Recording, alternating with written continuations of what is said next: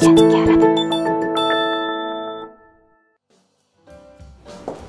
allons parler aujourd'hui d'une des pièces qui est au cœur de la préoccupation des Français en termes d'aménagement, parce que finalement, au cœur de la vie de famille, c'est la cuisine. On y passe de plus en plus de temps, on fait faire les devoirs aux enfants, on y cuisine en famille, on y reçoit même les amis. En fait, en quelques années, la cuisine est devenue une vraie pièce à vivre.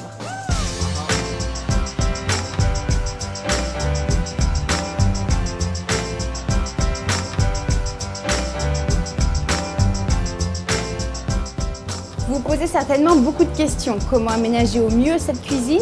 Quel style choisir pour les portes? Mais surtout la question qui revient le plus souvent, cuisine ouverte ou cuisine fermée? Donc mon idée va être de trouver une solution intermédiaire. En effet, la cuisine ouverte laisse passer les odeurs et aussi visuellement tout ce qui va traîner. C'est pas super. La cuisine fermée, elle, forcément, puisqu'elle est fermée, n'est pas du tout conviviale, elle n'est pas communicante avec la pièce à vivre. Donc deux solutions pour une cuisine semi-ouverte. La première, c'est de faire par exemple une ouverture beaucoup plus grande. Au lieu d'avoir une ouverture de porte de 80, passez une ouverture de porte d'1,20 m et installer à ce moment-là des portes coulissantes. Vous pourrez soit fermer, soit ouvrir cette cuisine. La deuxième solution va être d'installer une verrière à la place d'une cloison. Vous coupez une cloison à 1,10 m et au-dessus, ce sera de la vitre. Ainsi, la lumière passera, le regard aussi, mais pas les odeurs. Maintenant, si vous tenez vraiment une cuisine ouverte, optez pour une cuisine au design adouci. J'entends par là une cuisine dont le design va se confondre avec celui de la salle à manger. Par exemple, ici, on n'a pas de poignée apparente. Ici, on va pouvoir dissimuler ou pas une télé. Parlons maintenant des différentes possibilités d'aménagement. Par habitude, on installe souvent une cuisine en L comme ici. Sauf que c'est pas très convivial. Regardez, là, je suis en train de cuisiner face à un mur. Je lave mes légumes face à un mur et finalement, je tourne toujours le dos au centre de ma pièce. Donc, pour ce qui est modèle d'implantation en L ou en U, finissez votre cuisine par un îlot central. Voyez toute cette place perdue. Donc, un îlot central, des rangements en dessous. Vous pouvez travailler ici en toute convivialité avec des amis ou les enfants autour.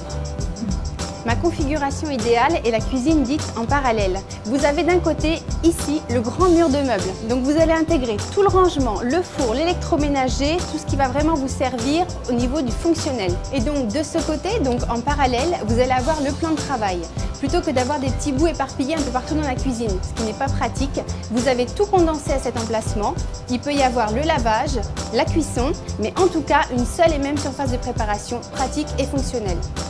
Pour ce qui est du gros électroménager, mon avis est plutôt qu'il faut le dissimuler. C'est pas très élégant en fait quand il saute aux yeux, sauf sur une cuisine au style volontairement tout dépareillé. Là par exemple, vous avez le réfrigérateur et une fois fermé, il s'efface complètement dans le look de la cuisine. Les cuisinistes regorgent de conseils et d'astuces pour optimiser chaque centimètre carré. Ici, un tiroir qui va vous permettre de récupérer un angle mort.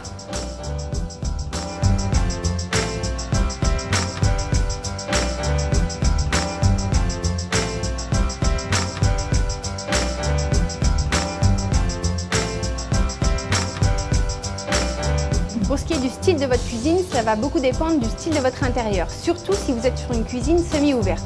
On peut quand même distinguer trois grandes catégories. Vous avez les cuisines contemporaines et laquées, les cuisines de charme, cuisines plus classiques revisitées, et enfin les cuisines de caractère, où vous trouverez des matériaux plus nobles. Dans les cuisines classiques dites de charme, on va retrouver des détails de finition d'antan. Vous avez par exemple les portes moulurées, l'idée un peu de ces vaisseliers qu'on pouvait trouver dans la cuisine de nos grands-mères et surtout ce gros billot pour travailler et le grand piano pour cuisiner, une cuisine familiale et généreuse. Dans la cuisine contemporaine, la cuisine laquée, vous allez retrouver par exemple de l'électroménager hyper pointu, mais aussi des lignes très pures comme ici une étagère, des plans de travail en verre et enfin un évier qui va s'effacer. Dans le style de cuisine plus authentique, on va jouer avec des matériaux bruts et nobles, comme le bois, la pierre, qui aura été débité en tranches épaisses. Et c'est ce qui va donner du caractère à votre maison. Dans le style industriel, par exemple, ça va très bien se marier. Maintenant, si vous ne comptiez pas refaire toute votre cuisine, mais juste la relooker, parce que finalement cette cuisine est très solide, j'ai quelques idées à vous proposer. Alors je suis sûre que cette porte va vous parler, finalement on la retrouve dans la plupart des cuisines françaises.